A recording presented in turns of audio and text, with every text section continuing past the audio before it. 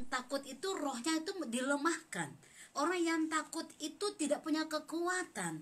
Orang yang takut itu kalau sudah nggak punya kekuatan, di dalam dia semua kasih Bapa itu luntur, saudara. Nah, ini mengerikan.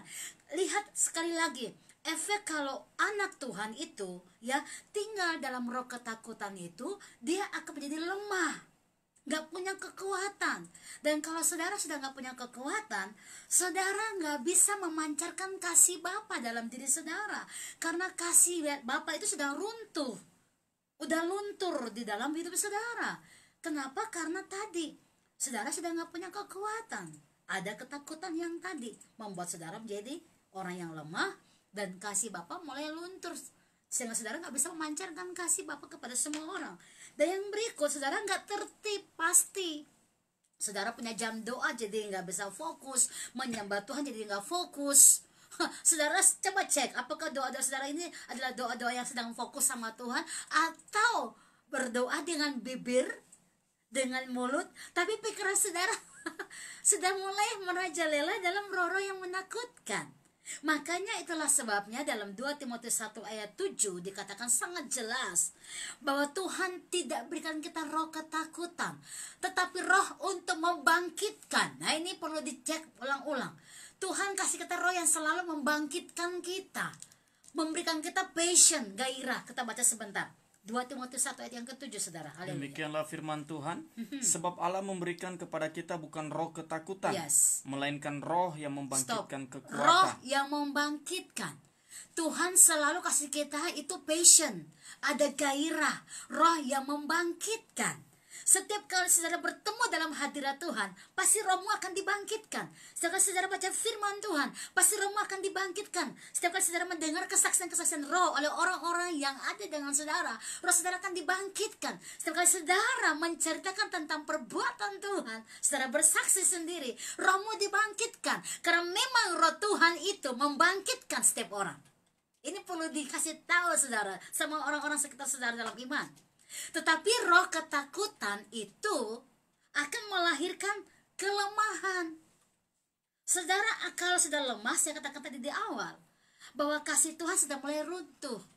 Kasih Bapa itu sangat banyak, buah-buah roh itu sangat nyata buat saudara. Tapi karena ada yang namanya kekuatan muda mulai lemah, saudara mulai lemah, khawatir, ya, kasih Bapa mulai runtuh. Lalu kalau itu sudah terjadi, saudara sudah nggak bisa tertib. Doanya sudah nggak fokus. Yang tadinya sering pergi penginjilan, betul ya, mulai streaming karena beberapa gereja yang memang harus beribadah dengan streaming. Apalagi memang betul di Jakarta kita perlu berdoa sungguh-sungguh karena banyak orang yang kena terinfeksi di sana. Tapi bagaimana dengan daerah-daerah yang puji Tuhan ya, kita perlu berdoa terus supaya tidak ada virus di sana.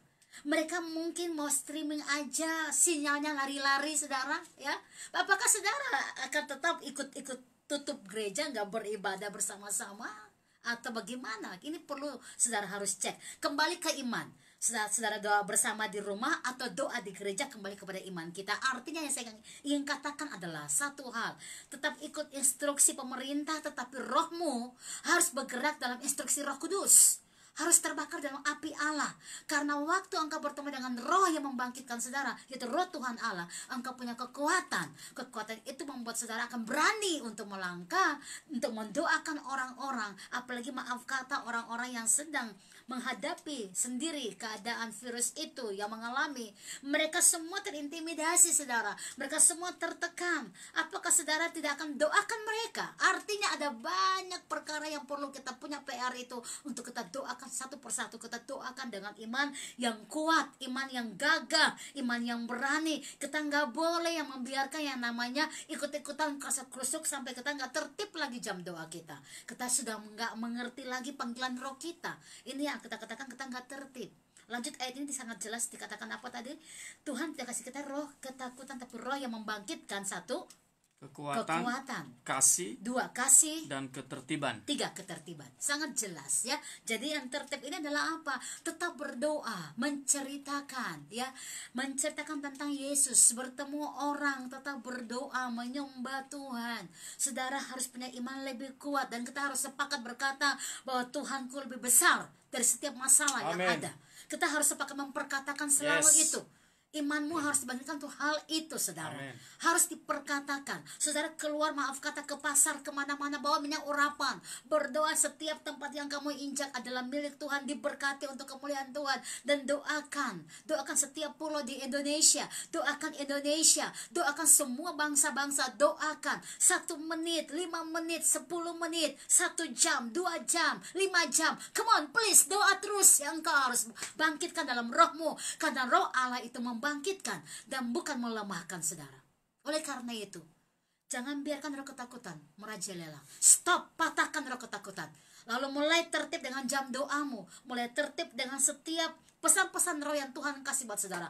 Mulai tertib mengambil itu kembali. Dan mulai importasikan dalam roh saudara. Karena banyak orang membutuhkan saudara dalam doa. Doa yang powerful di dalam roh. Haleluya, haleluya. Ya, jadi semuanya masih tetap di program acara Happiness Moment di kesempatan sore hari ini. Terus tetap akses live streamingnya di lovejogja.online. Sudah ada beberapa pertanyaan dan pokok doa yang masuk nih Bu. Di kesempatan sore hari ini. Nanti di segmen berikutnya kita akan berinteraktif dengan Jogja Lovers semuanya. Dan Jogja Lovers masih terbuka di line interaktifnya. Silakan sampai nanti pukul 6 sore. Silakan di 0857 2401137 di 0857 240 57 240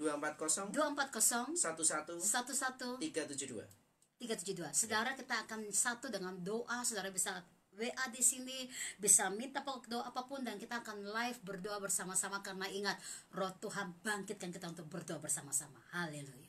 Kita beri sejenak, kita dengarkan dulu pujian di kesempatan sore hari ini.